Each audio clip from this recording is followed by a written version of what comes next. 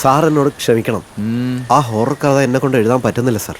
എൻ്റെ കഥയെക്കുറിച്ച് എന്താ അഭിപ്രായം? സാർ, കഥ കുറച്ച് ദിവസമായിട്ട് ഞാൻ ഭയങ്കര സത്യസന്ധനായോണ്ട് പേഴ്സണലി എനിക്ക് ആ കഥ അത്ര തീരെ ഇഷ്ടപ്പെട്ടിട്ടില്ല സാർ. എൻ്റെ കഥയ്ക്കും കുഴപ്പമുണ്ട്. സാറിന് മനസ്സിലായില്ല അത്? എൻ്റെ വൈഫ് പറഞ്ഞാണ് എന്നെ ഇത് മനസ്സിലാക്കിയത്. Good girl. പക്ഷേ ഇത്രയ്ക്ക് കുഴപ്പമുണ്ടെന്ന് ഞാൻ കരുതി. വളരെ ബോറ് കഥയാണ് സാർ. പിന്നെന്തിനാ എഴുതരാമെന്ന് പറഞ്ഞ്? അത് ആ സമയത്ത് എനിക്ക് കാശിന് നല്ല ബുദ്ധിമുട്ടുണ്ടായതുകൊണ്ട് ഏറ്റുപോയതാണ് സാർ. പക്ഷെ സത്യം പറയണല്ലോ, എൻ്റെ ജീവിതത്തിൽ ഞാൻ ഒരു കഥ എഴുതിയിട്ട് ഇത്ര പേടിച്ചിട്ടില്ല, ബുദ്ധിമുട്ടിട്ടില്ല. അപ്പോൾ ആ പ്രോജക്റ്റ് വിടുകയാണ്? ആ പ്രോജക്റ്റ് വിടുകയേ വഴിയുള്ളൂ സാർ. ഞാൻ സാറിൻ്റെ അഡ്വാൻസും തിരിച്ചു കൊണ്ടുവന്നിട്ടുണ്ട്. സത്യസന്ധത വാരി വിതറുകയാണല്ലോ. ഞാൻ കുറച്ച് ദിവസം സാറിനെ വെയിറ്റ് ചെയ്യിപ്പിച്ചു പോയി. അതിന് എനിക്ക് നല്ല കുറ്റബോധമുണ്ട്. അതുകൊണ്ട് പക്ഷേ ഞാൻ സാറിന് ഒരു സ്പെഷ്യൽ ഗിഫ്റ്റ് കൊണ്ടുവന്നിട്ടുണ്ട്. സാർ ഇത് വാങ്ങണം. ഇതെന്താ? അതാണ് ധനമാൻ യന്ത്രം. പണവും മനസമാധാനവും തരുന്ന യന്ത്രം. ഞാനിതിനെ കുറിച്ച് കേട്ടിട്ടുണ്ട്. ഇത്ര പെട്ടെന്ന് ഇത് കയ്യിൽ വരുമെന്ന് കരുതിയില്ല. ഹാപ്പി ആയില്ലേ? പിന്നെ ഇതുപോലത്തെ എന്ത് സാധനങ്ങൾ കണ്ടാലും ഞാൻ എൻ്റെ വീട്ടിൽ കൊണ്ടുവെക്കും. ഏതിൽ നിന്നാണ് നമുക്കൊരു ഗുണം കിട്ടുക എന്ന് പറയാൻ പറ്റില്ലല്ലോ. അത് പോയിന്റാണ് സാർ. പിന്നെ ഇത് കയ്യിൽ വെച്ചാൽ പോരെ? ഇതെന്നാ എൻ്റെ തന്നെ? സാർ, സാറിനെ പോലുള്ള ആൾക്കാരുടെ കാശ് കിട്ടിയിട്ടല്ലേ എന്നെ പോലുള്ളവർക്ക് പണം ചെയ്യാൻ പറ്റും. പണം കിട്ടണമെങ്കിൽ പണം ചെയ്യണം. അതെ. ഇത് പണം തരുമെങ്കിൽ പിന്നെ എന്തിനു പണം? അങ്ങനല്ല സാർ. സാറിന് പണം മാത്രം കിട്ടിയാൽ പോരെ.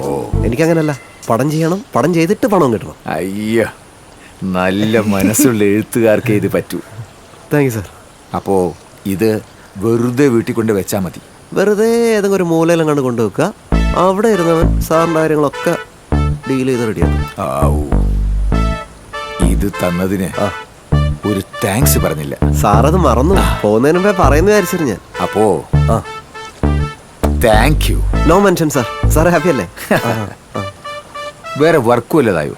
കഥകൾ ഒരുപാട് എഴുതി വെച്ചിട്ടുണ്ട് സാർ. നമുക്കൊരു പ്രോജക്റ്റ് ആലോചിച്ചാലോ? സാറിന് എൻ്റെ കഥയാണോ സാർ നോക്കുന്നത്? ഏത് കഥയും വേഗം കംപ്ലീറ്റ് ചെയ്യണം. ആണോ? എന്നാൽ ഞാൻ എത്രയും പെട്ടെന്ന് സെറ്റ് ചെയ്യാം. ശരി. അപ്പോൾ നമ്മൾ ഒരുമിച്ച് ഒരു പ്രോജക്റ്റ് ചെയ്യുന്നു. അപ്പോൾ ഏതായാലും ഞാനൊരു അഡ്വാൻസ് തരണമല്ലോ. തരണം. അപ്പോൾ ഇതങ്ങ് കൈ വെച്ചു. അയ്യോ, ഇതിപ്പോൾ തരണ്ട സാർ. ഞാൻ കഥ എഴുതി കഴിയുമ്പോൾ സാറിനെ വിളിക്കാം. അപ്പോൾ തന്നാൽ മതി. ഇപ്പോൾ സാറിൻ്റെ ഇരിക്കുന്നുണ്ട്. എന്നാലേ ഞാൻ പോട്ടെ ചേച്ചി.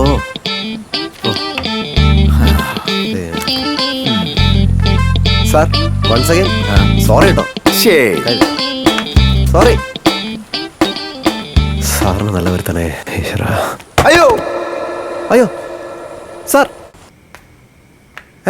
സീരിയസ്ലി? എടാ, അപ്പൊ നീയല്ല എന്ന് പറഞ്ഞ അവർക്ക് നിന്റെ കോൺസെപ്റ്റ് ഇഷ്ടപ്പെട്ടില്ല എന്ന്? അതെ, പക്ഷെ കമ്പനിയുടെ ക്രിയേറ്റീവ് ആയിട്ട് വന്നത് കണ്ടപ്പോ അയാൾക്ക് ഭയങ്കര ഇഷ്ടമായെന്ന്. അതേതായാലും പൊളിച്ചിട്ടാ. മോനെ, ഞാൻ നിന്നോട് പറഞ്ഞില്ലേ, നീ ആ അഡ്വാൻസ് തിരിച്ചു കൊടുത്തതും കാര്യങ്ങളൊക്കെ ഒക്കെ തുടങ്ങി. പക്ഷെ എന്താ അറിയോ, ആ പുള്ളിക്കാരന്റെ ഡിസ്ക് ചെറുതായിട്ട് വെട്ടിയിട്ടുണ്ട്. അല്ലെങ്കിൽ ഓൾ ഇസ് വെൽ. അയ്യോ, അത് കഷ്ടായി പോയി. എടാ, ആ ധനമാന്യന്ത്ര ആള് കുഴപ്പാട്ടാ. നീ അതും കൊണ്ടിന് മേല ഇങ്ങോട്ട് കയറിയേക്കരുത്. അത് കാണാണ്ടുള്ള എഴുത്തൊക്കെ മതി. നീ ഇങ്ങനെ ഒരു അന്ധവിശ്വാസിയായി പോയല്ലോ അളിയാ. ശരി ശരി, നീ വീട്ടിലേക്ക് വാ. Okay okay.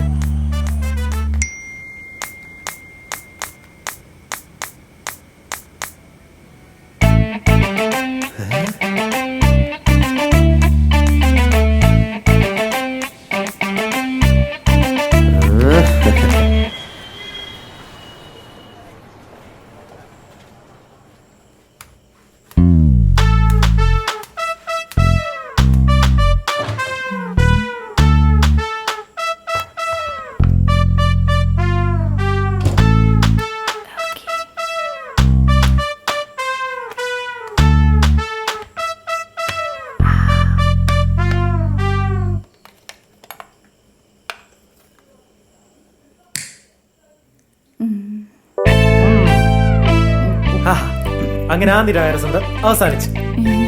ടേസ്റ്റ് ഉണ്ടാ?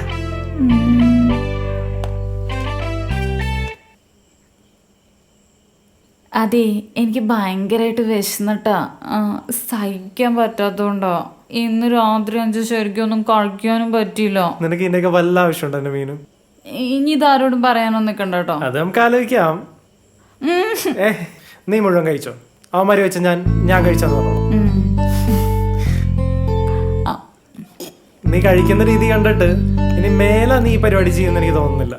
മീനു, ഇനി ഈ വീട്ടില് ഡയറ്റിന്റെ പേരും പറഞ്ഞ പട്ടിണി കിടന്ന ഞാനപ്പോ പറയാം.